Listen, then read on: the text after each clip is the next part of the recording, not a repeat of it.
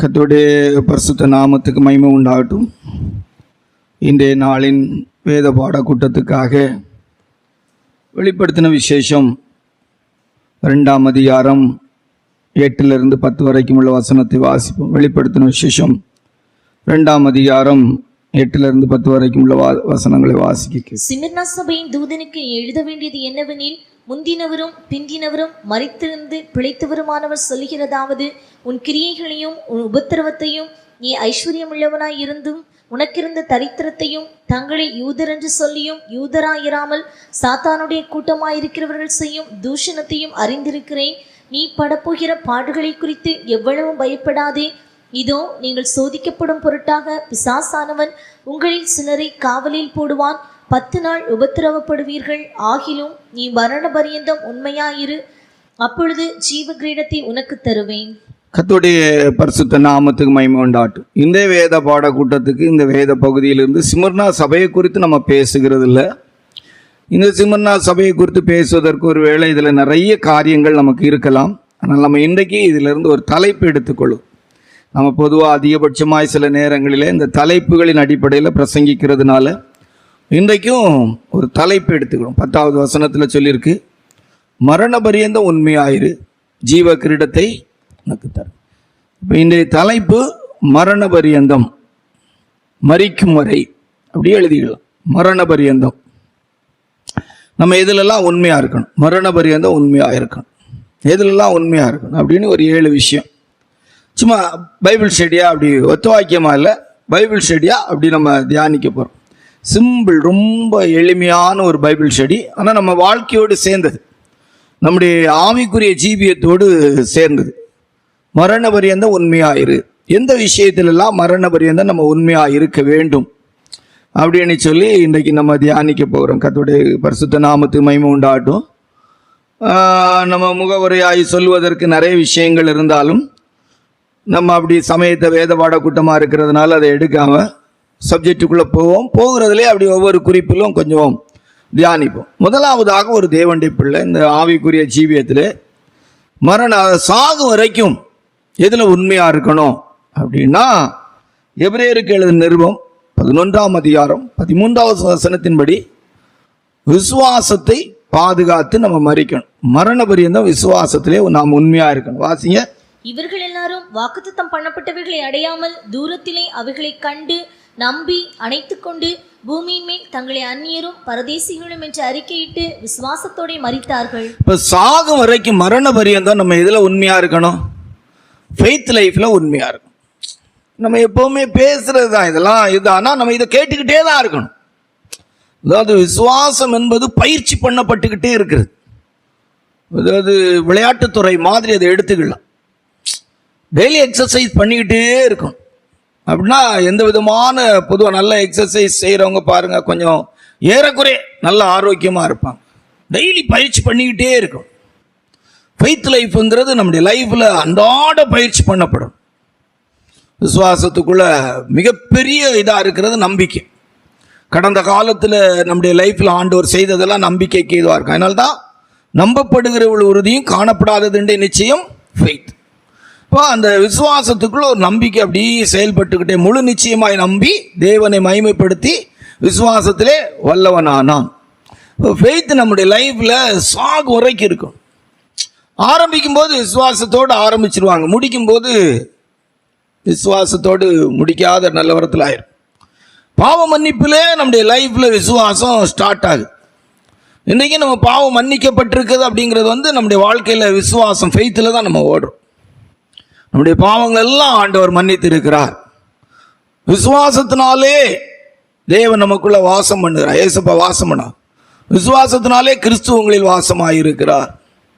விசுவாசிக்கிறவள் பெற்றுக்கொள்கிற அபிஷேகம் அப்படின்னு சொல்லியிருக்கு. விசுவாசிக்கிறவனுக்கு எல்லாம் கூடும். உங்கள் விசுவாசமே உலகத்தை ஜெயிக்கிற ஜெயம். அவர்கள் தங்கள் விசுவாசத்தினாலே ராஜ்யங்களை ஜெயித்தார்கள். நிறைய விஷயம் விசுவாசத்தை குறித்து ஆதியாகமம் தொடங்கி வெளிப்படுத்தின விசேஷம் வரைக்கும் விசுவாசம் என்கிற வார்த்தைக்குள்ள நிறைய அதிகமான காரியங்கள் தியானிப்பதற்கு இருக்கு. ஆனால் இவ்வளவு காரியங்கள் இருந்தாலும் இந்த புதிய ஏற்பாட்டு காலத்தில் விசுவாசத்தை குறித்து பேசினாலும் இவ்வளோ தெய்வ பிள்ளைகள் ஊழியர்களுடைய வாழ்க்கையில் சோதனைகள் வரும்போது, போராட்டங்கள் வரும்போது, பிரச்சனைகள் வரும்போது, எதிர்வினையான சூழ்நிலைகள் வரும்போது, வியாதிகள் வரும்போது, அதிகபட்சமாக எனக்கு தெரிஞ்ச விதத்தில் சொன்னால் ஊழியர்கள் விசுவாசிகள் தங்களுடைய விசுவாசத்தை இழக்கிற நேரம் எதுன்னா வியாதி நேரம். வியாதி நேரம் தான். அப்போஸ்தலனாகிய பவுல் அவர்கள் சொல்ல, நான் விசுவாசிக்கிற ஒரு நார் என்று அறிவேன். அவரிடத்தில் ஒப்புவிக்கப்பட்டது அந்நாள் வரைக்கும் கிறிஸ்தியனுக்கு ஜீவன், சாவி எனக்கு ஆதாயம். 2 கொரிந்தியர் 4:7 சொல்ல, நல்ல போராட்டத்தை போராடினேன், ஓட்டத்தை முடித்தேன், விசுவாசத்தை காத்துக்கொண்டேன். ஃபெய்த்தை நான் காத்துக்கொண்டேன், விசுவாசத்தை நான் காத்துக்கொண்டேன். விசுவாசம் இல்லாமல் தேவனுக்கு பிரியமாயிருப்பது கூடாத காரியம். எனக்கு வாழும் போதே தேவனுக்கு பிரியமானவன் என்று பெயர் பெற்றான். ஆபிரகாம் விசுவாசித்தான், அதை கர்த்தர் நீதியா எண்ணினார். இன்றைக்கு அநேகருக்குள்ள அவிசுவாசம் தான் இருக்கு. விசுவாசத்தில் பலகீனரை சேர்த்துக் கொள்ளுங்கள்னு சொல்லியிருக்கு. ஆனால் ஆண்டவராகிய இயேசுப்பா அற்ப விசுவாசிகளை கடிந்து இருக்கிறார். அற்ப விசுவாசிகளை கடிந்து கொள்ளிருக்கார். விசுவாசிக்கிறவன் பதறான். விசுவாசத்துக்குள்ளே ஒரு பதட்டமே இருக்காது. ஃபெய்த் லைஃப் இருக்கிறவங்களுக்கு பதட்டமே இருக்காது. ஒரு நம்ம தமிழில் சொல்லுவோம் ஒரு வார்த்தை, தெனாவட்டா இருப்பாங்க. கவலையே இருக்காது. விசுவாசம் இருக்கிறவங்க எதை குறிச்சுமே பயப்படவே மாட்டாங்க. எதை குறிச்சுமே அவங்களுக்கு ஒரு நடுக்கம் இருக்காது, கலக்கமே இருக்காது, திகிலே இருக்காது. ஃபெய்த் இருந்தனா அவங்க சோர்ந்து போக மாட்டாங்க, நம்பிக்கை இழக்க மாட்டாங்க, அதைரியப்பட மாட்டாங்க.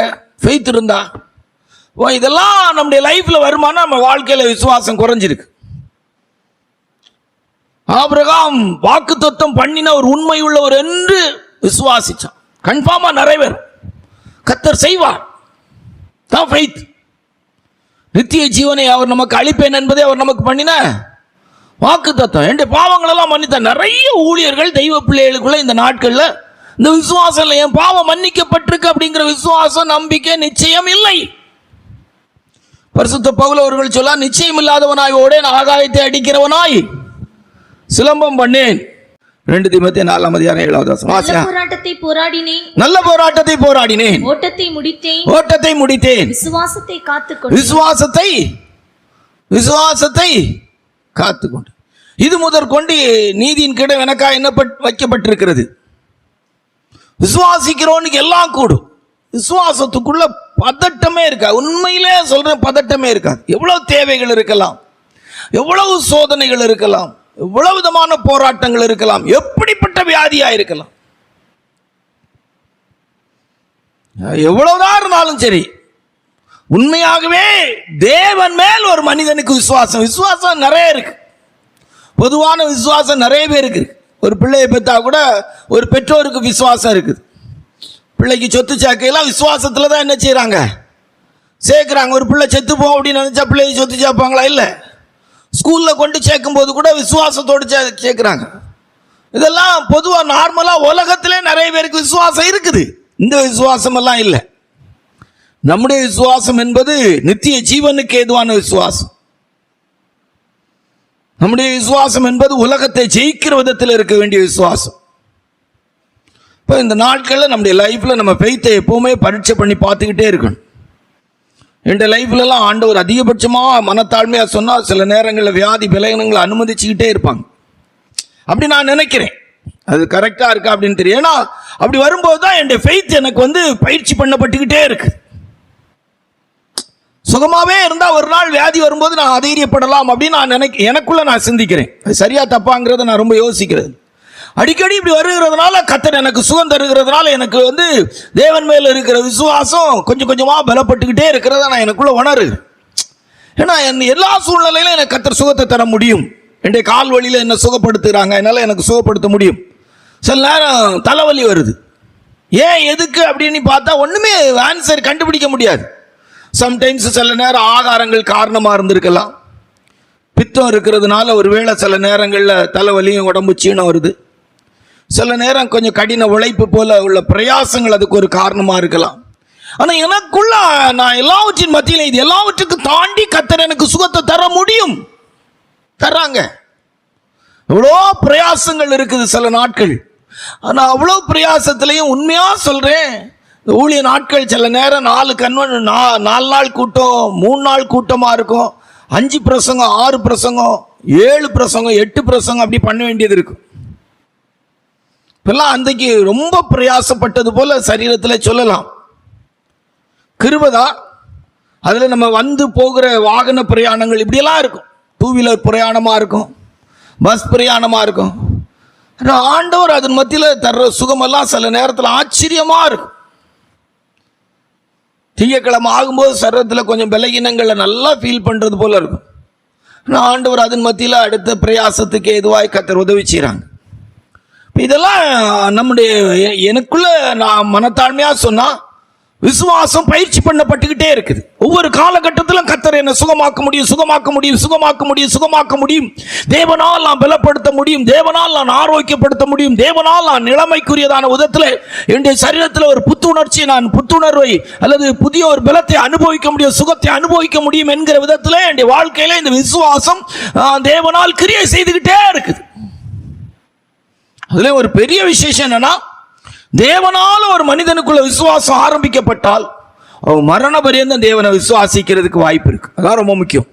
விசுவாசத்தை துவக்கிறவரும் முடிக்கிறவரும் அப்படின்னு எழுதியிருக்கு. ஒரு தேவனுடைய பிள்ளைக்குள்ள உண்மையிலே எல்லா விஷயத்திலும் தேவனால் ஒரு விசுவாசம் ஆரம்பிக்கப்பட்டிருக்குமானா கன்ஃபார்மா சொல்றேன், அவங்களுடைய லைஃப்ல விசுவாசத்தை விட்டு விலகிறதுக்கு வாய்ப்பே கிடையாது. தேவனால் தோக்காது. அப்ப லைஃப்ல நம்ம கவனிச்சு பார்க்கணும், மரண பரியந்தம். அதனால தான் அழகா சொல்லியிருக்கோம். யூதாவுடைய புத்தகத்தில் வாசிக்கும் போது 3வது வசனத்தை வாசித்தா, நான் பொதுவான விசுவாசத்தை குறித்து எழுதுவதற்கு நினைத்த போது எனக்கு பரிசுத்தவான்களுக்கு ஒரு விஷயம் ஒப்புவிக்கப்பட்ட மகா பரிசுத்தமான விசுவாசம் அப்படின்னு சொல்றார். வாசிங்க. பிரியமானவர்களே, பொதுவான ரட்சிப்பை குறித்து உங்களுக்கு எழுதும்படி நான் மிகவும் கருத்துள்ளவனாயிருக்கையில் பரிசுத்தவான்களுக்கு ஒரு விசை ஒப்புக் கொடுக்கப்பட்ட விசுவாசத்திற்காக. பரிசுத்தவான்களுக்கு ஒரு விசை, தப்பா எடுக்காங்க. மருத்துவமனைக்கு ஒரு தடவை போயிட்டாங்கன்னா திருப்பி போகாம இருக்கிறது ரொம்ப கடினங்க. 1000 சாக்கு போக்கு ஊழியக்காரங்க விசுவாசிகள் சொல்லலாம். ஒன்ஸ் போயிட்டாங்கன்னு அப்புறம் பெரிய கஷ்டம், ரொம்ப கஷ்டம். அதுவும் ஏதோ ஒரு சின்ன அடிபட்டு காயங்கள் அப்படியெல்லாம்ங்கிறத நான் சொல்ல வரல. யதார்த்தமா சில இடங்கள்ல ரோடுகளில் விபத்துக்குள்ளாகி கொண்டு போவாங்க, சரி கட்டி விடுவாங்க, அதில் தப்பிடும். சரீரத்தில் சில பலகீனங்கள், வியாதிகளை பரிசோதிக்கிறதுக்காக, ரத்தத்தை பரிசோதிக்கிறதுக்கு, யூரினை பரிசோதிக்கிறதுக்கு, இப்படி ஸ்கேன் பண்ணுறதுக்கு, மெடிக்கல் செக்கப்புக்கெல்லாம் ஒன்ஸ் போனாங்கன்னா மேக்சிமம் இருந்து அவங்க விடுதலை ஆகிறது ரொம்ப கஷ்டம். அதனால தான் பரிசுத்தவான்களுக்கு ஒரு விஷயம் ஒப்புவிக்கப்பட்ட விசுவாசம். அழகா சொல்லிருக்கு. பரிசுத்தவான்களுக்கு ஒரு விஷயம் ஒப்பு கொடுக்கப்பட்ட விசுவாசத்துக்காக நீங்களும் தைரியமாய் போராட வேண்டும் என்று உங்களுக்கு எழுதி உணர்த்துவது எனக்கு அவசியமாய் கண்டது. நம்முடைய பிரசங்கங்கள்ல அதிகபட்சமா ஆண்டவருடைய கிருபையினால இந்த பகுதி இருந்துகிட்டே இருக்கு. நான் இதை விட்டு வெளியே வாய்ப்பே இல்லை. எல்லா பிரசங்கத்திலும் மேக்சிமம் இந்த வார்த்தை சொல்லிக்கிட்டே தான் இருக்கு. கேட்குறாங்க, கேட்கல, பேசுனதே பேசுறாங்க, அது நமக்கு தேவையில்லாத விஷயம். யூதாவின் புஸ்தகத்தை எடுத்து 3வது வசனத்தை வாசித்தா அந்த வசனம் தான் இருக்கும். அல்லேலூயா. யூதா எழுதின நிருபத்திலே 3வது வசனத்தை வாசித்தா இந்த வார்த்தை தான் இருக்கும். விசுவாசம் நம்முடைய வாழ்க்கையில மரண பரியந்தம் அது ஒரு அசைவில்லாத ஒரு ராஜ்யத்துக்குரியது. ஃபெய்த்ங்கிறது விசுவாசிக்கிற ஒரு மனிதனால என்னவும் செய்ய முடியும், எதையும் செய்ய முடியும், எப்படியும் செய்ய முடியும். ஏன்னா தேவன் அந்த விசுவாசத்தை கனம் பண்ணுகிறார். தேவன் அந்த விசுவாசத்தை மனிதர்களிடத்தில் எதிர்பார்க்கிறார். என்னால் தான் சொல்லி, விசுவாசம் இல்லாமல் தேவனுக்கு கொஞ்சம் பரிசுத்தமா புருஷனுக்கு உண்மையா கொஞ்சம் வாழ்ந்துட்டாங்கன்னா உடனே அவங்க சொல்லிடுறது, பரிசுத்தம் இல்லாமல் ஒருவனும் தேவனை தரிசிக்க முடியாது.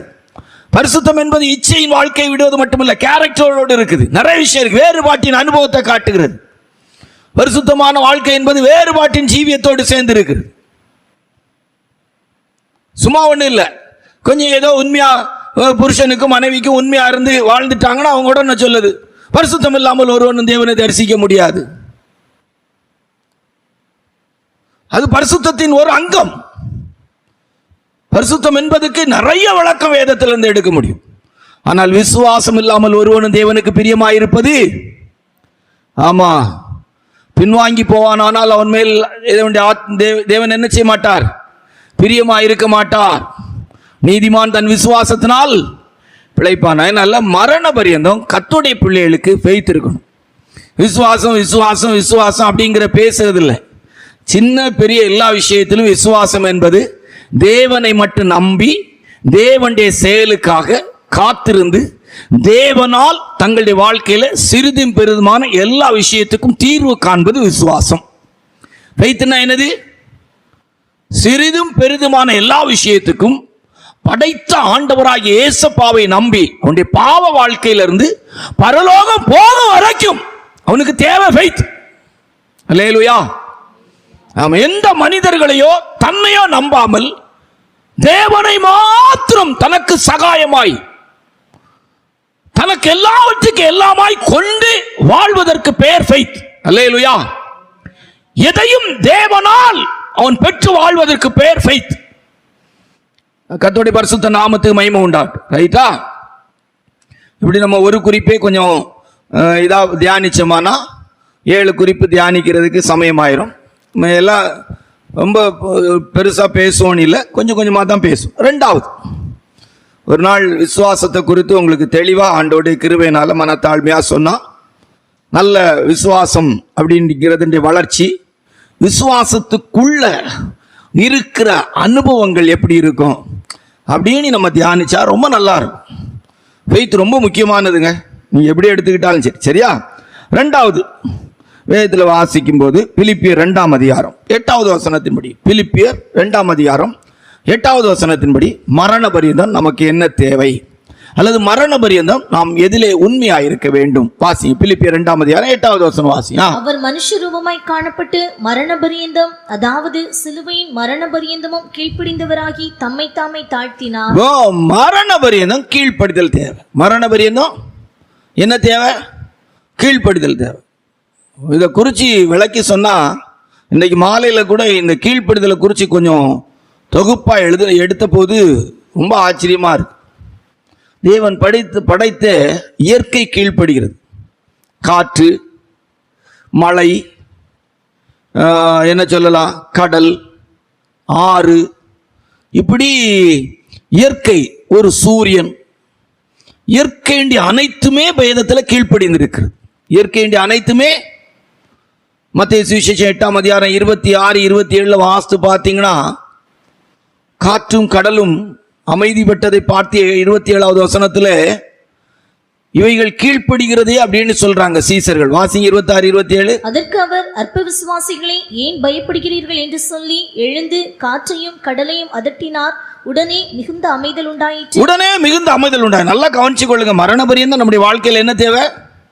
கீழ்ப்படிதல். மரண பரியந்தம் எதில் உண்மையாக இருக்கணும்? கீழ்ப்படுகிற அனுபவத்தில் என்ன செய்யணும்? உண்மையாக இருக்கணும். இன்றைக்கெல்லாம் விசுவாசிகளை எடுத்து பார்த்தா நம்ம அடிக்கடி சொல்கிறதா தான். கர்த்தருடைய ஊழியர்களை வரைக்கும் எடுத்து பார்த்தா ஒரு காலத்தில் உங்களை ஒரு காலம் அறியங்கிறதுக்கு காரணம் கீழ்ப்படிதல் இல்லாமல் அவங்க இஷ்டத்துக்கு ஊழியம் செய்தது தான் காரணம். ஆண்டவராய் இயேசுப்பா, நான் சுயமாய் வரவில்லை, சுயமாய் பேசவில்லை, சுயமாய் ஒன்றும் செய்யவில்லை. விசுவாசிகள் கொஞ்சம் வசதிகள், ஆசீர்வாதம் எனக்கு தெரிஞ்ச விதத்தில் சொன்னால், ஏழைகளாக இருந்தபோது, ஊழியர்களுடைய ஆதரவில் இருந்தபோது, ஊழியர்களுடைய அரவணைப்பில் இருக்கிற காலங்களிலே சொல்லாமல் கேட்காம செய்யவே மாட்டாங்க. கொஞ்சம் பணம் வந்து, கொஞ்சம் பொருள் வந்து தங்களால் செய்ய முடியும். தங்களுக்கு சில மனிதர்களுடைய சகாயங்கள், சிலருடைய வாழ்க்கையில் உதவிகள், சில பெரியவர்களோடு தொடர்புகள், இப்படியெல்லாம் தங்களுடைய வாழ்க்கையில் பெருமைப்படுத்தப்படுகிற நிலவரத்தில் தங்களுக்கு எதையும் செய்ய முடியும் என்கிற இடம் வரும்போது அவள் தானாக செய்து விடுகிறாள். எனக்கு தெரிந்த ஒரு நல்ல தெய்வ ஊழியருடைய மனைவியெல்லாம் அப்படிதான். அவங்களுடைய வாழ்க்கையில் எடுத்து பார்த்தீங்கன்னா, அவங்க சின்ன சம்பளத்தில் இருந்த காலத்தில் புருஷனுடைய வார்த்தைக்கு அவ்வளோ கீழ்ப்படிந்திருக்காங்க, புருஷனுடைய கண்டிப்புக்கு கீழ்ப்படுத்துங்க, எல்லாம் அவங்களுக்கு நல்லதாக தெரிஞ்சிருக்கு. நாட்களும் காலங்களும் வந்து அவங்களுடைய சம்பளங்களெல்லாம் உயர்த்தப்பட்டு அவங்களுக்கு பெரிய அளவுக்கு வந்து அவங்களுக்கு சில ஆஃபீஸர்ஸ் தெரிய வந்து சிலரோடு நல்ல பழக்க வழக்கங்களுக்குரிய இடங்களுக்கு வந்தபோது அவளுடைய வாழ்க்கையில் அவங்க புருஷனுக்கு கீழ்ப்படியணும்னு அவங்களுக்கு என்ன செய்யலை?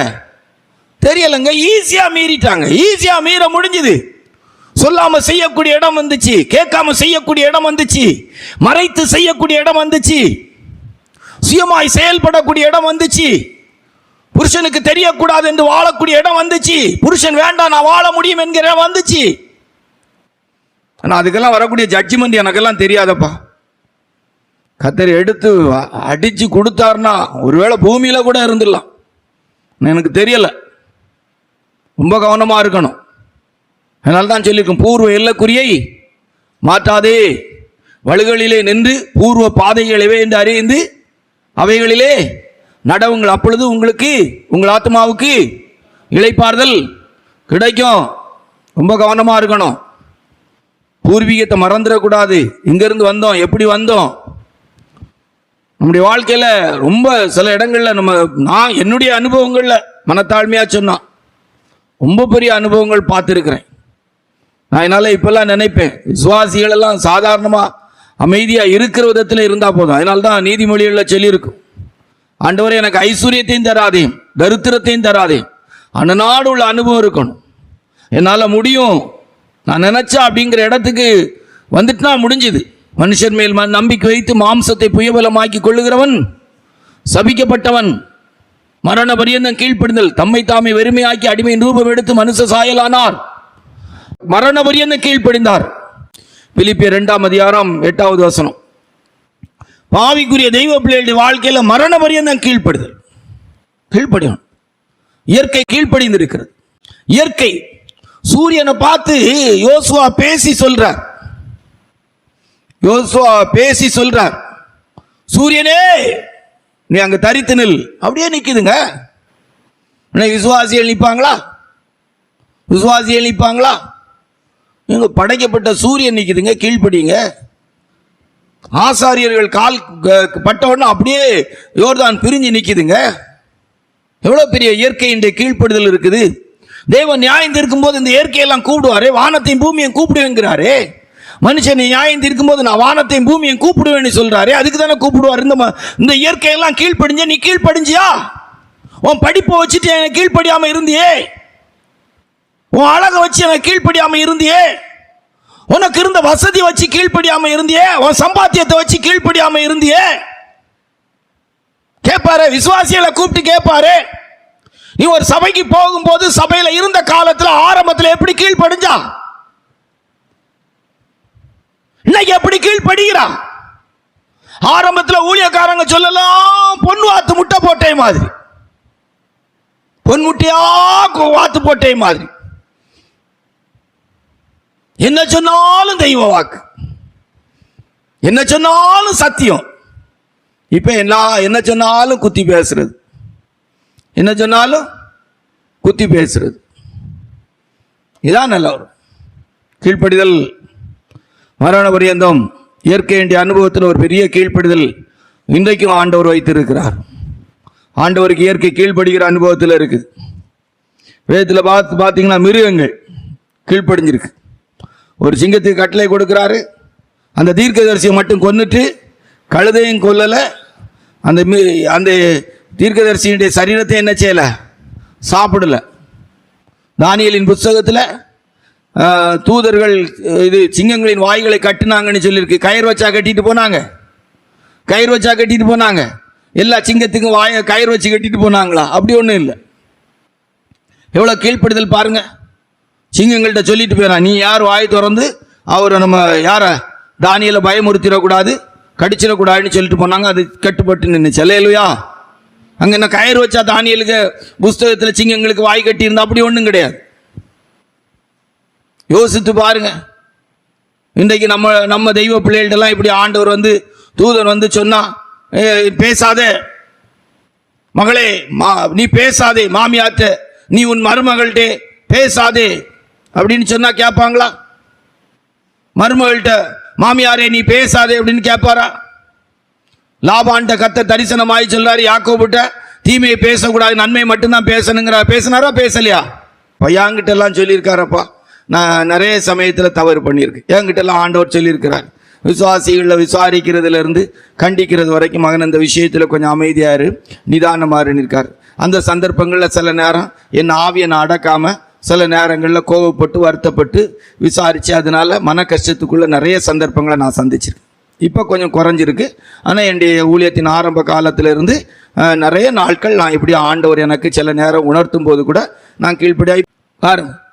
மிருகங்கள் கீழ்ப்படிஞ்சிருக்கு, பறவைகள் கீழ்ப்படிந்திருக்கிறது. நம்முடைய லைஃப்பில் ஆராய்ந்து பார்க்கணும், இப்படியெல்லாம் நம்ம இருக்கிறோம். ஒரு புறா இது ஒலிவ மரத்தின் துளிரை எடுத்து கொண்டு வந்து நோவாட்ட கொடுக்குது, தண்ணி வத்தி போயிட்டுங்கிறதுக்கு அடையாளமாக. அவ்வளோ ஒரு பெரிய கீழ்ப்படுதல் பாருங்க. புறாவுக்கு ஒரு எவ்வளோ அறிவோடு கூட அந்த கீழ்ப்படுதல் வந்திருக்கு பாருங்க.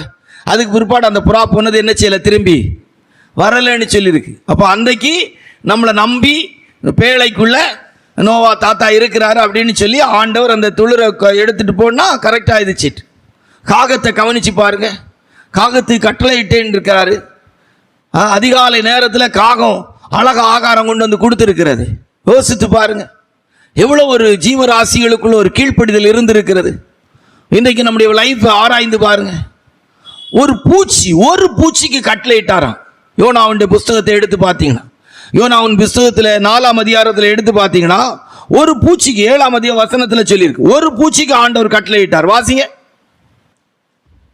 மறுநாளிலும் கிழக்கு வெளுக்கும் நேரத்தில் தேவன் ஒரு பூச்சியை கட்டளையிட்டார். அது ஆமணக்கு செடியை அரித்து போட்டது, அதனால் அது காய்ந்து போயிற்று. ஒரு பூச்சி கூட்டணி கூட இல்லை.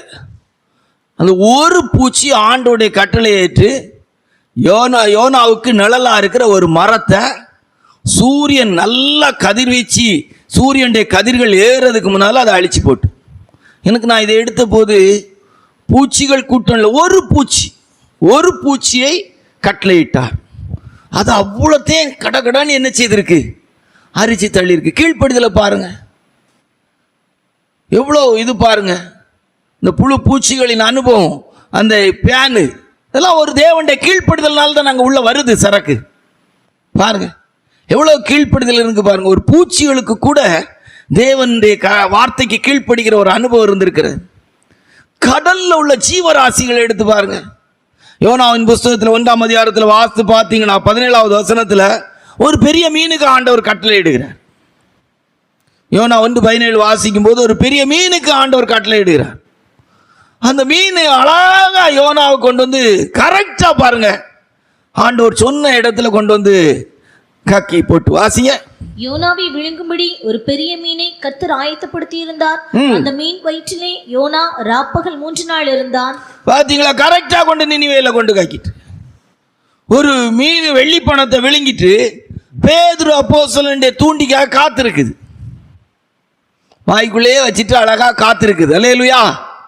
எவ்வளவு பெரிய கீழ்ப்படுதல் பாருங்க. இனி யாரை எடுக்கலாம், தூதர்கள் எடுத்து பாருங்க. எவ்வளவு அருமையான கீழ்ப்படுதல் உள்ளவங்க தூதர்கள், எவ்வளவு பெரிய பலவான்கள்.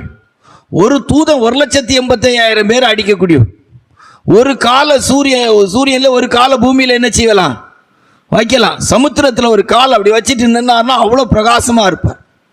சூரியனை விட பெரிய பிரகாசம் உள்ள தூதர்கள்லாம் இருக்கிறாங்க. ஆனால் ஆண்டோடைய வார்த்தைக்கு அப்படியே சொன்னதை செய்வாங்க. சொன்னதை என்ன செய்வாங்க, செய்வாங்க. எப்படி இருக்கு பாருங்க நம்ம கீழ்ப்படுதெல்லாம் எப்படி இருக்கு. ஐயோ, நம்ம ஆட்களை ஒன்றும் இல்லாட்டால் நம்ம ஆட்களுக்கு இருக்கிற ஆணவம் ஆகம்பாவம், அப்பா கொஞ்சம் அழகா இருந்துட்டா, கொஞ்சம் படிப்பு இருந்துட்டுனா, கொஞ்சம் அந்தஸ்து இருந்துட்டுனா, கொஞ்சம் பணம் சம்பாதிச்சிட்டாங்கன்னா, அப்பா கொஞ்சம் பலன் இருந்துட்டுனா, என்ன இது இருக்குது. அடுத்து இன்னொரு ஆளை எடுத்தா நீங்க ஆச்சரியப்படுவீங்க. 6வது நபரா நம்ம எடுத்தோம்னா 5 பேரை சொன்னோம். காற்று, மிருகம், அப்புறம் என்னது, மிருகம், பறவை, அது ரெண்டும் சேர்த்து தான் சொன்னோம். காற்று, மிருகம், பறவை, அப்புறம் என்ன சொன்னோம், பூச்சி, கடல் ஜீவராசிகள், அப்புறம் இப்ப என்னது, தூதர்கள். 5 காரியம் சொல்லியிருக்கோம். 6 வேதத்தில் வாசித்து பார்த்தா சாத்தான் வரைக்கும் லேகியோன் பிசாச தூரத்துல இருந்தே புறப்பட்டு போன்ட்டாங்க. 6000 பேய் ஒன்னா போச்சுன்னு எல்லாம் இல்ல, மொத்தமா வெளியே வந்துட்டு புறப்பட்டு போனா 6000 ஒரே டைம்ல அட்ட டைம்ல வெளியே வச்சு ஆடிட்டு. அல்லேலூயா. ஆமா, இல்ல அப்படியெல்லாம் கிடையாது. அட்ட டைம்ல வெளியே போயிட்டு அவ்வளவுதான், முடிஞ்சு போச்சு. சாத்தான் கூட ஆண்டோடைய வசனத்தை கீழ்ப்படிய, வார்த்தை கீழ்ப்படியக்கூடிய அனுபவம் இருக்கு இன்னைக்கு. அதனால தான் பரிசுத்தவான்கள், தெய்வ பிள்ளைகள் ஊழியர்கள் இயேசு நாமத்தில் போனா அவன் கீழ்ப்படியா வார்த்தை ஆண்டோடைய நாமத்தை சொல்லும் போது சாத்தான் போயிடறான். கீழ்ப்படிதான் படியலையா? ஆனா மரண பரியந்தம் கீழ்ப்படிதலுக்கு அடிச்சு கூட வச்சு போன ஏசப்பாவை போல இன்றைக்கு நீங்களும் நானும் கீழ்ப்படுகிறோமா? நல்ல மனசாட்சி இருக்குதா? உங்களை பார்த்து கேட்கறத விட என்னை பார்த்து நான் கேட்டால் நல்லா இருக்கும். மரண பரியந்தம் கீழ்ப்படிந்தார். பேசாயிங்க சிஸ்டர், பேசாயிங்க பிரதர், சண்டை போடாயிங்க சிஸ்டர், சண்டை போடாயிங்க பிரதர். நீங்கள் ஆலயத்துக்கு வரும்போது நல்ல ட்ரெஸ் கொடுத்துட்டு வாங்க பிரதர், நல்ல ஒரு ட்ரெஸ் கொடுத்துட்டு வாங்க சிஸ்டர். ஆலயத்துக்கு வரும்போது அருவருப்புக்கு ஏதுவான ட்ரெஸ் கொடுக்காங்க. நீங்கள் ரட்சிக்கப்பட்டவங்க, ஞானஸ்தானம் எடுத்தவங்க, அபிஷேகம் பெற்றவங்க, நீங்கள் இப்படியெல்லாம் இருக்கக்கூடாது. கீழ்ப்படுகிறோமாங்கிறத நீங்களே நிதானிச்சுக்கிடுங்க. ரைட்டா? மரண பரியந்தம் கீழ்ப்படிதல் உள்ளவளாக இருக்கணும். 2 என்ன 5 விஷயம் இருக்கு. 3வது வேதத்தில் வாசிக்கும் போது மரண பரியந்தம் அப்படின்னா அதே 2ஆம் அதிகாரம் 8வது வசனத்தில் வாசிக்கும் போது தாழ்மை. அவர் மனுஷ ரூபமாய் காணப்பட்டு மரண பரியந்தம், அதாவது சிலுவையின் மரண பரியந்தமும் கீழ்ப்படிந்தவராகி தம்மை தாமே தாழ்த்தினார். தன்னை தானே தாழ்த்தினார். நம்மள அநேகருக்கு மற்றவங்களை தாழ்த்த தெரியும், மற்றவங்களை தாழ்த்தி பேச தெரியும், அற்பமா பேச தெரியும். நம்மளை தாழ்த்தணும். தன்னில் தான் ஜீவனுடையவர், தேவனுக்கு சமமாய் இருப்பதை கொள்ளையாடின பொருளாக இல்லாமல் தம்மை தாமே வெறுமையாக்கி அடிமையின் ரூபம் எடுத்து மனுஷ சாயலானார். தம்மை தாமே தாழ்த்தினார். நான் சாந்தமும் மனத்தாழ்மையுமாயிருக்கிறேன், சாந்தமும் மனத்தாழ்மையுமாயிருக்கிறேன். என் நுகத்தை ஏற்றுக்கொண்டு என்னிடத்தில் கற்றுக்கொள்ளுங்கள். என்ன பெருமைப்பா! பாவிக்கு கூட கத்தை இறக்கம் செய்வார், பெருமை உள்ளவனுக்கு விழுதலுக்கு முன்பாக மனமேட்டிமேனி சொல்லியிருக்கு. சில நேரம் சில பிரசங்கெல்லாம் பண்ணும்போது உண்மையா சொல்ல எனக்கெல்லாம் ரொம்ப பயமா இருக்கு. தூக்கி அடிச்சு சப்பிடுவார், நீ பயம் இருக்கு. தெய்வ பயத்தோடு பிரசங்கம் பண்ணணும்னாலாம், சும்மா பிரசங்கம் பண்ணலாம், எப்படியும் பேசலாம், அப்படியெல்லாம் நினைச்சு பேசினா அடி உங்களுக்கு எல்லாம் கிடைக்கும், எனக்கு தெரியாது, எனக்கு கிடைக்கும். ரொம்ப தாழ்மையா இருக்கணும், மனத்தாழ்மையா இருக்கணும். மரண பரியந்தம் தாழ்த்தினார், மரண பரியந்தம் தாழ்த்தினார். வேதத்தில் எத்தனையோ தெய்வ மனுஷர்கள் தங்களை ரொம்ப அற்பமா, ரொம்ப ஏழ்மையான நிலவரத்தில் உணர்ந்து நிறைய வார்த்தைகள் உபயோகப்படுத்திருக்கிறாங்க. தாவீது ராஜாலாம் சொல்லும் போது தன்னை ஒரு தெள்ளு பூச்சி, செத்த நாய், கௌதாரி அப்படியெல்லாம் பேசியிருக்கிறாங்க. அவ்வளவுக்கு தங்களை ரொம்ப இதா நினைச்சிருக்கிறாங்க. பரிசுத்த பவுல்லாம் சொல்லும்போது சொல்ல, நான் நிர்பந்தமான மனுஷன், நான் பாவிகளில் பிரதான பாவி. தன்னை உணரும் போது அவ்வளவு தாழ்மைக்கு எதுவா உணர்ந்திருக்கிறாங்க. என்கிட்ட நீதி என்னத்தை பேச முடியும், என்ன நீதி நியாயம் பேச முடியும், என்ன இருக்கு? இன்னைக்கு எவ்வளவு பெருமை இருக்கு தெரியுமா சிலருக்கெல்லாம். என் போன்ற ஊழியர்கள் எல்லாம் கொஞ்சம் நல்ல ஆவிக்குரிய வரங்கள் இருந்து ஒரு 10 ஆத்மா சம்பாதிச்சு ஒரு 100 ஆத்மா 200 ஆத்மா 300 ஆத்மா இருந்தா 2000 ஆத்மா இருந்துட்டு அவ்வளவுதான் பெரிய ஆளா சொல்லலாம். எத்தனை பேர் பரலோகத்துக்கு போவாங்கன்னு தெரியலங்க. இந்த ஊழியக்காரர் பரலோகத்துக்கு போவாராங்கிறே தெரியல. நம்ம இப்ப அடிக்கடி உங்களுக்கு சொல்ற விஷயம் உண்டு. சீயோன் எருசலேமுக்கு போற தெய்வ பிள்ளைகளுக்கு 4 காரியம் குவாலிஃபிகேஷன். 1 என்னது? தாழ்மை. முதல்ல என்னது? தாழ்மை. 2 விசுவாசம். 3 பரிசுத்தம். 4 பாடுகளின் அனுபவம். தாழ்மை ரொம்ப முக்கியமான விஷயம். ஆவிக்குரிய தெய்வ பிள்ளைகளுடைய லைஃப்ல ரொம்ப தாழ்மையின் அனுபவம் தேவை. அதனால்தான் மனிதனை படைத்த போதே ஆண்டவர் சற்று சிறியவனாய் உண்டாக்கினார். தேவதூதரிலும் சற்று சிறியவனாய் கர்த்தர் படைத்தார். மனிதனுக்கு தாழ்மை இருக்கணுங்கிறது தான் ஆண்டவர் மனிதனுக்கு 6 நாள் கழிச்சு கடைசியில் படைச்சார்னு எல்லாம் நிறைய ரெவல்யூஷன் சொல்றாங்க. என் லைஃப்ல எல்லாம் நான் உணர்ந்து பார்க்கிறேன். எனக்கு நீ என்ன சொல்ல முடியும்? நான் எப்படி பிறந்தேன்? தேவனால். நானாவா வந்தேன்? இல்ல. நான் பிறப்பதற்கு ஒரு தாய் வயிறு தேவைப்பட்டுச்சு, கருவறை தேவைப்பட்டுச்சு. அது என்னுடையது அல்ல. அல்லேலூயா. நான் பிறந்து வளர்ந்து இந்நாள் வரைக்கும் என்னுடைய எதுவுமே என்னுடையதுன்னு சொல்றதுக்கு எதுவுமே இல்லைங்க. எதுவுமே கிடையாது. நான் 5-7 இருக்கிறேன், இல்ல. நானா பிரசங்கம் பண்ண? இல்லவே இல்லை. இந்த பிரசங்கத்துக்கும் இந்த ஊழியத்துக்கும் எனக்கு உண்மையா பார்த்தா எதுவுமே இல்லை. தேவனால். அவ்வளவுதான், முடிச்சு.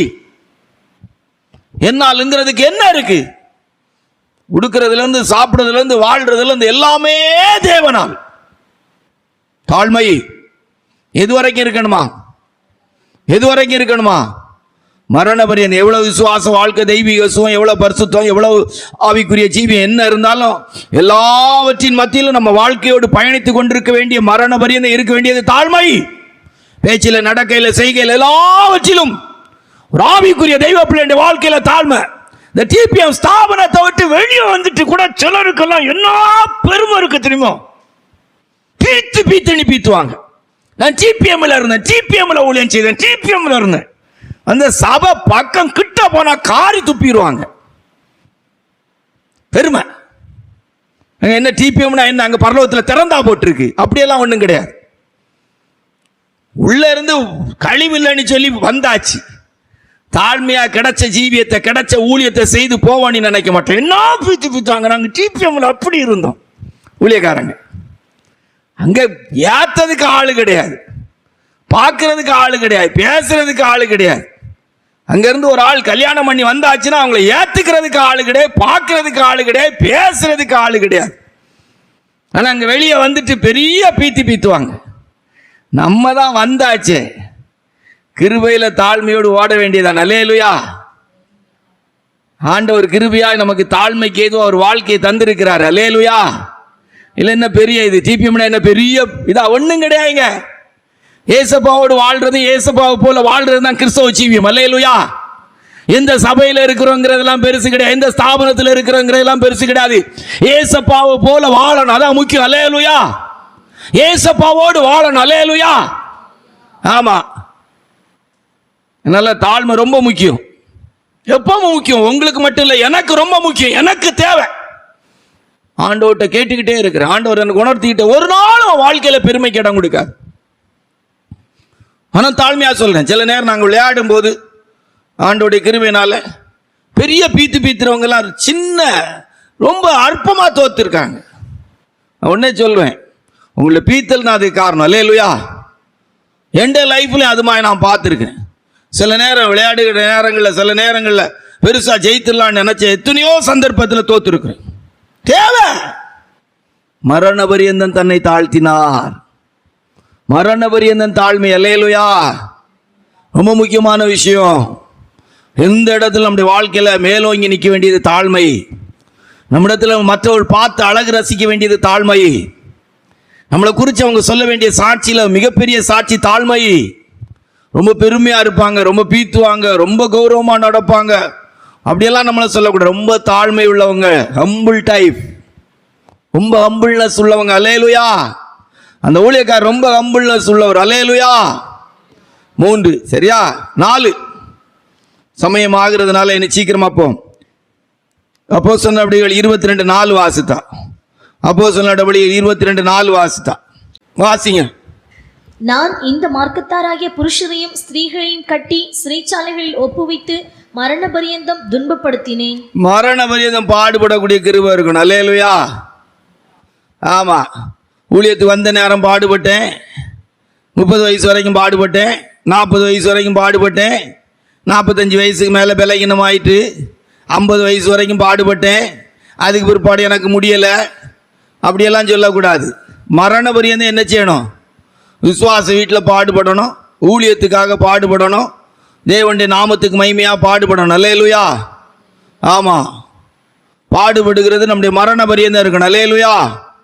ஆமாம். சில நேரங்களில் வியாதிகள்லேருந்து விடுதலை இல்லாமல் மேன்மையான உயிர்த்தெழுதல் அடையும்படிக்கு சில பலகீனங்கள் நம்ம சரீரத்தில் அனுமதிக்கப்படும். அந்த பாடுகளை ஏற்று நம்முடைய கடமைகளை செய்யணும். அல்லேலூயா. இன்னைக்கு அந்த அனுபவங்கள் எல்லாம் குறைஞ்சி இருக்குது. சரீரத்தில் கொஞ்சம் கஷ்டங்கள் வந்தால், பலகீனங்கள் வந்தால், சில வியாதிகள் வந்தால் சிலருடைய வாழ்க்கையில் பாடுபடுதலை நிறுத்தி விடுறாங்க. மரண பரியந்தம் பாடுபடணும். அந்த வசனத்தை மறுபடி ஒருக்கா கூட நல்லா வாசிங்க. எல்லா தெய்வ பிள்ளைகளும் நல்ல விழிப்பா கேளுங்க, நல்ல உற்சாகமா கேளுங்க. அல்லேலூயா. சத்தமே இல்லை, எல்லாம் பாடுபட்டு இருக்கு. வாசியா. நான் இந்த மார்க்கத்தாராகிய புருஷரையும் ஸ்திரீகளையும் கட்டி சிறைச்சாலைகளில் ஒப்புவித்து மரண பரியந்தம் துன்பப்படுத்தினேன். மரண பரியந்தம் துன்பப்படுத்தினேன். திருப்பி அவர் மரண பரியந்தம் துன்பப்பட்டார். அல்லேலூயா. ஆமா. இந்த மார்க்கத்துக்குள்ள வந்த பிற்பாடு பாடுபடுதல் நம்ம வாழ்க்கையோடு இருக்கணும். தன்னை தான் வெறுத்து தன் சிலுவை எடுத்து என்னை பின்பற்றாவிட்டால் எனக்கு சீசனாக இருக்க மாட்டான். எல்லா கத்தோடைய பிள்ளைகளுடைய வாழ்க்கையிலும் ஒரு சிலுவை கூடவே வரும். சிலுவை எடுத்து யாரையும் அடிக்கவும் கூடாது, சிலுவை வேண்டாம் நீ போயிடவும் கூடாது, யாரையும் நம்ம பாடுபடுத்திடக்கூடாது, நம்ம பாடுபடணும். அல்லேலூயா. ஒரு விசுவாச வீடு ஊழியம் அப்படின்னு வரும்போது நம்ம தான் அதில் பாடுபடுறதுக்கு முதல்ல நிற்கணும், முன்னால் நிற்கணும். அதனால தான் அடிக்கடி சொல்லுவோம், தேவனுடைய வீட்டுக்கு வந்தோம் சாப்பிட்டோம் பிறக்கணும் ஓடிடக்கூடாது. ஒரு நாள் பாத்திரம் தேய்க்க ஆள் இல்லைன்னா நம்ம முன்னுக்கு போய் டக்குன்னு போய் உட்காந்து பாத்திரத்தை தேய்ச்சி போட்டு ஒரு தூத்து சுத்தம் பண்ணோன்னா செய்துட்டு போயிடணும். அல்லேலூயா. தின்னமா பிறக்கணுமா ஓடிறது, தின்னதும் தெரியாது ஓடினதும் தெரியாது. வாசல்ல நின்று நம்ம செருத்து பேச வேண்டியது இருக்கும். நில்லுங்க, இல்லை போகிறோம், எங்க பாத்திரங்களோ சொல்லிடுவாங்களோன்னு சொல்லி பெருக்கிடுவாங்க. ஆமாம், பாடுபடணும். நல்லா சரீரத்தில் நல்லா பாடுபட்டணும். பாடுபட்டோர்க்கு பலனளிப்பாரே பாடுபட்டவர் தாமே. இன்னைக்கு சாயங்காலம் ஒரு சம்பவம் வாசித்தேன். ஒரு நாள் ஒரு சன்மார்க்கமான மனுஷங்கிட்ட ஆண்டவர் ஒரு பெட்டியோடு வந்தார். அவன் மரண தருவாயில் இருக்கிறான்.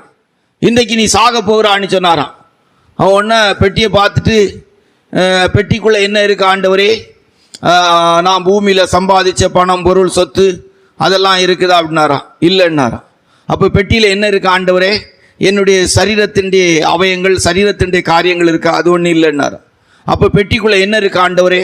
என்னுடைய ஆன்மா இருக்கா? இல்லை, அந்த ஆன்மாவும் அந்த பெட்டிக்குள்ளே இல்லை. அப்போ பெட்டிக்குள்ளே என்ன இருக்குன்னாங்களாம். பெட்டியை திறந்து காட்டினா வெத்து பெட்டியாக இருந்தான். பெட்டி பல நல்லா அழகாக தான் இருந்துச்சு. பெட்டி பார்த்தா வெறும் பெட்டியாக இருந்துச்சான்.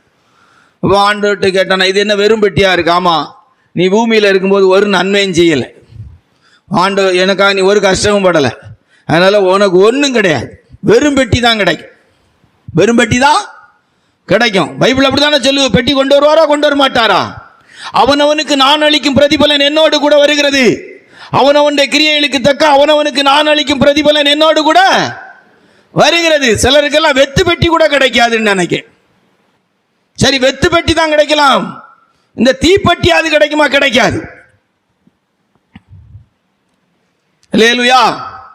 நம்ம செலவையில் சில தெய்வ பிள்ளைகளுக்கெல்லாம் நல்ல பெட்டி நல்லா கிடைக்கும். நீ மரண பரியந்த உண்மையாயிரு, உனக்கு ஜீவ கிரீடத்தை தருவே.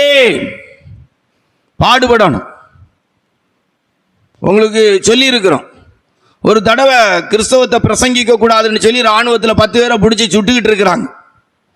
9 பேர் இயேசு தான் தெய்வம், இயேசுப்பா தான் தெய்வம்னு சொல்லி துப்பாக்கி சூடு வாங்கி செத்து விழுந்துட்டான். 10வது உள்ளவனை குறி வைக்கும் போது, ராணுவ அதிகாரி இருக்கார், 10வது உள்ளவனை குறி வைக்கும் போது அவன் சொன்னா, நான் இயேசுப்பாவை மறுதளிக்கேன்னு ஓடிட்டான். ஓடுனா 9 பேரை சுட்டு கொன்றதை பார்த்துட்டு இருந்த அந்த ராணுவ அதிகாரி இயேசுப்பாவே மெய்யான தெய்வம்னு சொல்லிட்டு போய் அந்த 10வது உள்ள ஓடின இடத்துல போய் நின்றுக்கிட்டாரான். நின்னா ராணுவக்காரன் சூடைக்கு ரெடி ஆகிறான். ஐயா, உங்களை சூட என்ன?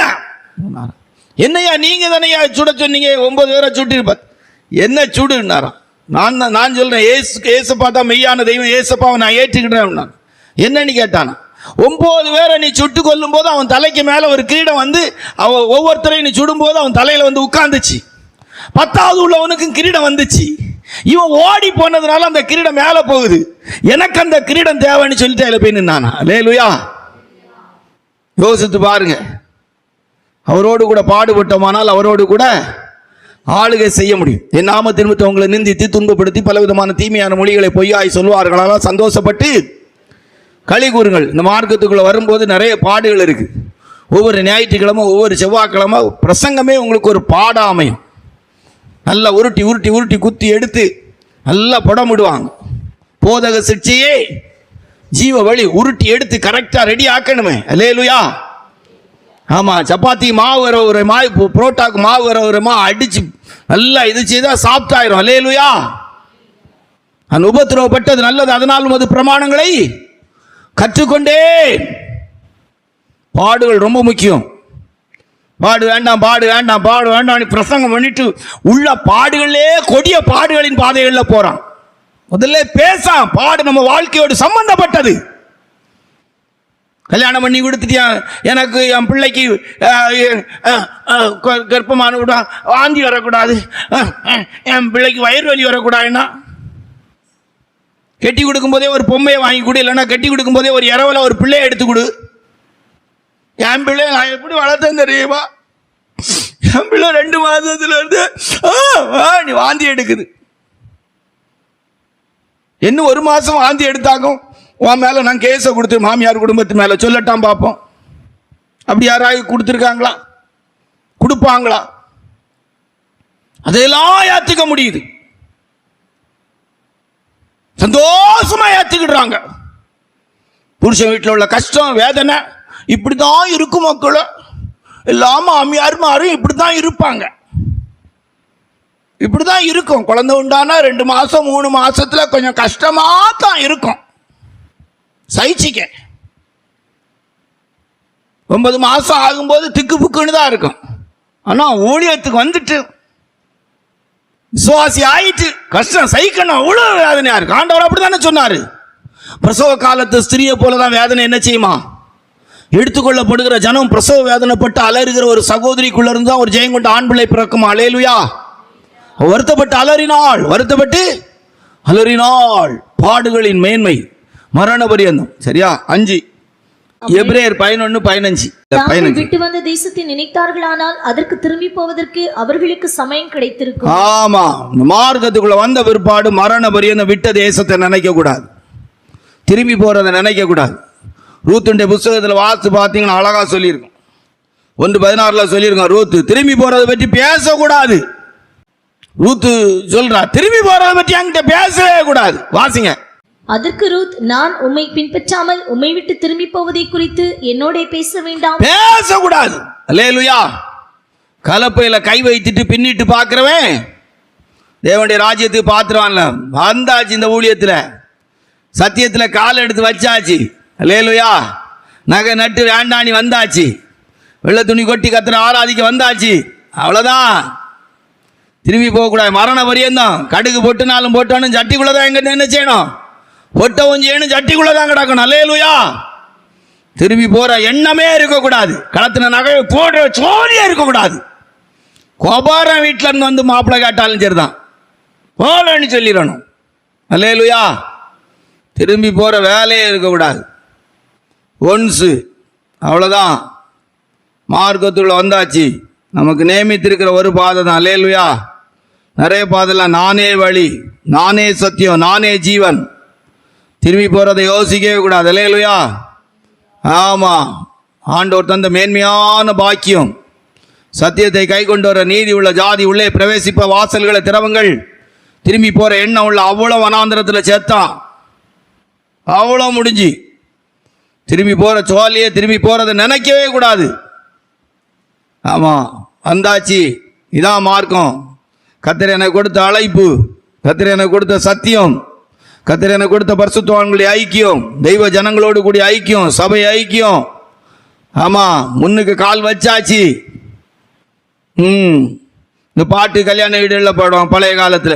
மருமகளே மருமகளே வா வா, உன் வலது காலை எடுத்து வைத்து வா வா. வலது கால் இல்லாதவங்க எதை எடுத்து வச்சு வருவாங்க? இல்ல, வந்தாச்சுன்னா உடனே எல்லாம் கரெக்ட் ஆயிட்டான்.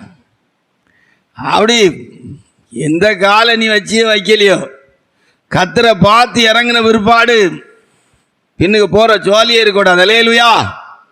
மரண பரியந்தம் அதை பற்றி பேசவே கூடாது. ஒரு தெய்வ பிள்ளைலாம் பெந்தகோஸ்து மார்க்கத்துக்குள்ள வந்துட்டு ஒளிக்கும் இருளுக்கும் சம்பந்தம் ஏது? அப்படி இருக்கணும்.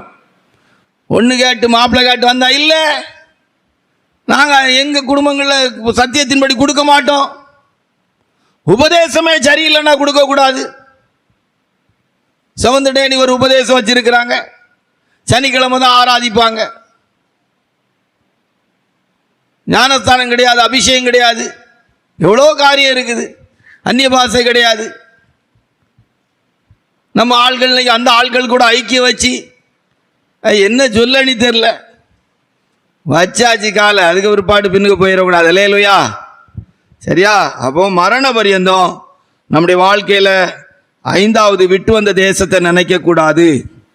ஞானஸ்தானம் ரட்சிப்பு, சபை ஐக்கியம் அப்படியெல்லாம் நம்ம வாழ்க்கையில் வந்த பிற்பாடு நம்முடைய வாழ்க்கையில் திருப்பி போகிற பழக்கமே இருக்கக்கூடாது. நல்ல ஜெபம், நல்ல வேத வாசிப்பு, நல்ல தெய்வ சமூகம் அப்படிங்கிற அனுபவத்துக்கு வந்த பிற்பாடு அதெல்லாம் விட்டுட்டு போயிடக்கூடாது.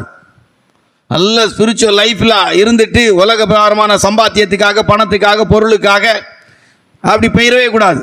6 பிலிப்பியர் 3:12-16 நான் அடைந்தாயிற்று அல்லது முற்றும் தேறினவனானேன் என்று எண்ணாமல் கிறிஸ்து இயேசுவினால் நான் எதற்காக பிடிக்கப்பட்டேனோ அதை நான் பிடித்துக் கொள்ளும்படி ஆசையாய் தொடர்கிறேன். தொடர்ந்துகிட்டே இருக்கணும். அடைந்தாயிற்று முற்றிலும் தேறினோன் என்று எண்ணுகிறதில்லை, ஒன்று செய்கிறேன், பின்னானுகளை மறந்து முன்னானுகளை நாடி கிறிஸ்து இயேசுவுக்குள் தேவன் அழைத்த பரம அழைப்பின் பந்தய பொருளுக்காய் இலக்கை நோக்கி தொடருகிறேன். ஆசையா அப்படி பார்த்து ஓடிட்டே இருக்கணும் மரண பரியந்தம். வாஞ்சியோடு ஓடணும், சீயோனை நோக்கி ஓடணும், எருசலேமை நோக்கி ஓடணும். ரெண்டுக்கும் காரணம், சீயோன் எருசலேமில் தான் ஆண்டவர் மகாராஜாவாய் இருக்கிறார். சீயோனிலே மகாராஜாவாய் இருக்கிறார். எருசலேம் அது மகாராஜாவின் நகரம். அந்த அரண்மனை நோக்கியே ஓடணும். அந்த மேன்மையான ஆட்டுக்குட்டியான ஒரு ஆலயமாக இருக்கிற இடத்தை நோக்கி ஓடிக்கிட்டே இருக்கணும். நான் எதற்காய் பிடிக்கப்பட்டேன்? ஏன் இந்த கூட்டத்துக்கு வந்தியும்? ஏன் ஆண்டவர் ஏற்றுக்கொள்ள கர்த்தர் வைத்தார்? பரலோகத்துக்கு போனோம். எப்படி ஆயினும் வருகையில் எடுத்துக்கொள்ளப்படணும். பரிசுத்த பவுல் சொல்ல, எப்படி ஆயினும்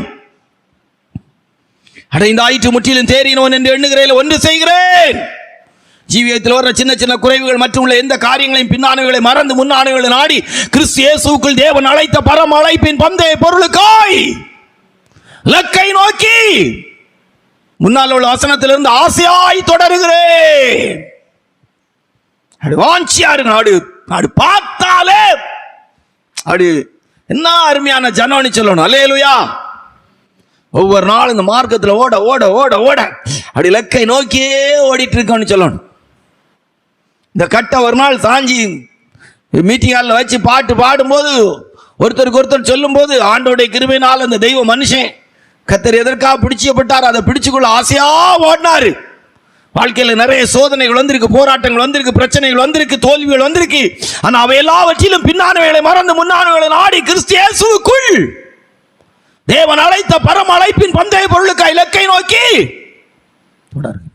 2010 உள்ள ஒரு கார் நம்ம தந்தாங்க. ஆண்டோடைய கிருபையினால வண்டியில் பார்த்தா, வண்டி கொண்டு வந்து இங்கே சிஸ்டர்ஸ் அப்போ விலகின மாதிரி தான் வந்து பார்த்தாங்க. வண்டியை பார்த்தா அவ்வளோ இதாக இருந்துச்சு. வண்டி வேலை பார்த்து கொஞ்சம் கொண்டு வந்தோம். வண்டி அப்போ கொஞ்சம் பார்க்க நல்லா இருந்துச்சு. அதுக்கு பிற்பாடு வண்டியை தூர போடலை, பின்னானுகளை மறக்கிறதுக்கு சொல்கிறோம். அப்புறம் மறுபடி வண்டி கொண்டு போயிருந்து முன்பக்கத்துலலாம் வண்டி இடிச்சிருந்ததுனால அந்த பம்பரை மாட்டக்கூட முடியாது, ஸ்க்ரூ வச்சு மாட்டியிருந்தாங்க. எல்லாவற்றையும் மாற்றி எடுத்து இப்போ கொஞ்சம் கொஞ்சமாக அந்த வண்டி பின்னானுகளை மறந்து 2010 வந்த வண்டியுடைய கண்டிஷனுக்கு அது வந்துக்கிட்டே இருக்கு. அல்லேலூயா.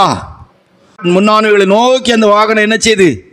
போய்கிட்டு இருக்கு. இது போல ஸ்பிரிச்சுவல் லைஃப்ல முன்னானுகளை நோக்கி ஒவ்வொரு நாளும் 7 டைம் ஆயிட்டு. எபிரேயர் 5:7 வசனத்தை வாசித்தா. எபிரேயர் 5:7 வாசித்தா. இந்த நாட்களில் தம்மை மரணத்தினின்று ரட்சிக்க வல்லமையுள்ளவரை நோக்கி பலத்த சத்தத்தோடும் கண்ணீரோடும் விண்ணப்பம் பண்ணி வேண்டுதல் செய்து தமக்கு உண்டான பயபக்தி நிமித்தம் கேட்கப்பட்டு. பாத்தீங்களா? பயபக்தி, மரண பரியந்த ஒரு பயபக்தி இருந்துகிட்டே இருக்கும். பயபக்தி உள்ளவங்க உலகத்தோடு ஒத்து போக முடியாது. நிறைய இருக்கு பயபக்தி உள்ளவங்க, உலகத்தோடு ஒத்து போக முடியாது. தெய்வ பயத்தோடு பரிசுத்தமாகுதலை பூர்ணப்படுத்த கடவோம். தெய்வ பயத்தோடு பரிசுத்தமாகுதலை பூர்ணப்படுத்த கடவோம். தேவனுக்கு பயப்படுகிற பயபக்தியோடு இந்த மார்க்கத்தில் ஓடணும். பயமும் பக்தியும், பயம் மட்டுமில்ல பக்தியும் இருக்கணும், பக்தி மட்டுமில்ல பயமும் இருக்கணும். அல்லேலூயா. வேதம் சொல்லுது, பணிந்து குனிந்து முழங்கால் படியிட கடவோம். எத்தனை வருஷமானாலும் எத்தனை எவ்வளோ அனுபவங்கள் இருந்தாலும் சரி, பயபக்தி தேவனுக்கு முன்பாக. அல்லேலூயா. நான் பிதாவானால் என் கனம் எங்கே? ஒரு பயபக்தியோடு தேவன் ஆராதிச்சு ஒவ்வொரு நாளும் தெய்வ பயத்தோடு பரிசுத்தமாகுதலை பூர்ணப்படுத்தணும். ஒவ்வொரு நாளும் ஒவ்வொரு காலகட்டங்களிலும் மரண பரியந்தம் நமக்கு இருக்க வேண்டியது என்னது? பயபக்தி. ஆண்டவராய் இயேசுவே தம்மை மரணத்திலிருந்து ரட்சிக்க வல்லமை உள்ளவரை நோக்கி அவருடைய மரண பரியந்தம் என்ன இருந்திருக்கு? பயபக்தி இருந்திருக்கு. அதனால்தான் அவருடைய மரண நேரத்தில் கூட தன் ஆவியை பிதாவுடைய கரத்தில் ஒப்பு கொடுத்தார். அல்லேலூயா. ஆமாம், ஆபிரகாம் தன்னுடைய ஒரு நேசகுமாரன் ஏக புத்திரன் சுதனையும் கொண்டு பலியிடத்துல விட்டு எடுத்துட்டு வரும்போது சொல்றார், நீ இப்பொழுது எனக்கு பயப்படுவன் என்பதை அறிந்திருக்கிறேன். நல்ல தெய்வ பக்தி உள்ளவர்கள் எந்த இடத்துல எப்படியும் தாழ்ந்து விட்டு கொடுத்து கீழ்ப்படிந்து தங்களை ஒப்பு கொடுக்கிறது ரொம்ப லகுவா இருக்கணும். பயபக்தி உள்ளவர்களுக்கு, தெய்வ பயம் இல்லாதவங்க தான் துணிகரமான பாவத்தை செய்யக்கூடிய இடம். தெய்வ பக்தி இல்லாதவங்க தான் தேவன் விரும்பாத செயல்களை செய்ய முடியும். தெய்வ பயம் உள்ள ஒரு தெய்வ மனுஷனால செய்யவே முடியாது. கண்களை மூடுவோமா, கர்த்தர் முகத்தை நோக்கி பார்ப்போமா. நீ மரண பரியந்த உண்மையாயிரு, ஜீவ கிரீடத்தை உனக்கு தருவேன். எல்லாருடைய வாஞ்சி அதுதானே, எல்லாருடைய விருப்பங்களும் அதுதானே. நம்ம எல்லாரும் அதற்காக தானே பிரயாசப்படுகிறோம். கர்த்தருடைய சமூகம் என்று வரும்போது, வேத தியானம் என்று வரும்போது, கள்ளத்தராசு கர்த்தருக்கு அருவருப்பானது என்று சொல்லக்கூடிய இடம் இல்லாமல், நம்முடைய லைஃப்லே வெவ்வேறான நிறைக்கல்லுகளின் அனுபவம் இல்லாமல், சத்தியத்தை சத்தியமாய் அறிந்து சத்தியத்தை கீழ்ப்படுகிற அனுபவத்தோடு மரண பரியந்தம் உண்மையாயிருந்து ஜீவ கிரீடத்தை பெற்றுக்கொள்வதற்கு நம்மை ஒப்பு கொடுப்போம். கர்த்தருக்கு இடத்துல கேட்போம். கர்த்தருடைய கண்கள் செருபாபேலின் கையில் இருக்கிற தூக்கு நூலை சந்தோஷமாய் பார்க்கிறது. நல்ல ஊழியர்கள் எவ்வளவு ஜனங்கள் மேல் அன்பு இருந்தாலும் சரி, எவ்வளவு சபையை நேசித்தாலும், சத்தியம் பேச வேண்டிய நேரம் வரும்போது, உபதேசம் கற்றுக் கொடுக்க வேண்டிய நேரம் வரும்போது, கண் சாடை இல்லாமல் தெய்வ ஆவியானோடு நிறைவோடு கூட வசனத்தை பிரசங்கித்தால், மனதார சத்தியத்தை பேசினால், அந்த ஊழியர்களுக்கும் அந்த சபை ஜனங்களுக்கும் ஆசீர்வாதம். தெய்வ ஜனங்கள் என்ன நினைப்பாங்க? வருத்தப்படுவாங்களோ, வராம இருந்துருவாங்களோ அப்படின்னு நினைக்காம மனதார சத்தியத்தை பேசினால் அந்த ஊழியக்காரர்களுக்கு, அந்த தெய்வ ஜனங்களுக்கு ஆசீர்வாதம். அதன் அடிப்படையில் தான் இந்த மாலை வேளையில் நம்முடைய தியானம் அமைந்தது. கர்த்தருடைய பிள்ளைகளாகி நாம் ஒப்பு கொடுப்போம். நமக்கு தெரியாதவைகளை நம்ம கேட்டு விட்டோம் என்பதல்ல, ஒரு முறை கூட இந்த நாளிலும் நம்மை ஒப்பு கொடுப்போம். ஆண்டவரே, மரண பரியந்தம் நான் என்னை ஒப்பு கொடுக்கிறேன். ஆண்டவரே, மரண பரியந்தம் என்னுடைய வாழ்க்கையில என்னெல்லாம் இருக்கணும்னு நீங்க எனக்கு பேசியிருக்கிறீங்க இயேசுப்பா. மரண பரியந்தம் நான் விசுவாசமுடைய ஒரு தெய்வ மனிதனாய், தெய்வ மனுஷியாய் இருக்க வேண்டும். மரண பரியந்த நான் கீழ்ப்படிதல் உள்ள ஒரு தெய்வ பிள்ளையாய் இருக்க வேண்டும். மரண பரியந்த நான் தாழ்மை உள்ள ஒரு தெய்வ பிள்ளையாய் இருக்க வேண்டும். மரண பரியந்தன் பாடுபடுகிற அனுபவமுடைய ஒரு தெய்வ பிள்ளையாய் இருக்க வேண்டும். மரண பரியந்தம் விட்டு வந்த தேசத்தை, பழைய மனுஷனை, பழைய காரியங்களை நான் நினைக்காமல் தெய்வீகமான அனுபவத்தோடு ஓடுவதற்கு எனக்கு கிருபைதாங்க. மரண பரியந்த நான் எதற்காய் பிடிக்கப்பட்டேனோ, கர்த்தர் என்னை எதற்காக அழைத்தீங்களோ அந்த அழைப்புக்கு ஏற்ற ஒரு ஜீவியத்துக்கு ஏதுவாய், கர்த்தாவே உம்முடைய பரலோக ராஜ்யத்துக்காய் வாஞ்சியோடு ஓடக்கூடிய கிருபை தாங்க. மரண பரியந்தம் தெய்வ பயத்தோடு பரிசுத்தமாகுதலை பூர்ணப்படுத்த கர்த்தர் எங்களுக்கு உதவி செய்யுங்கன்னு ஒப்பு கொடுங்க. கர்த்தர் நம்மை ஆசீர்வதிப்பாராக. ஆமென்.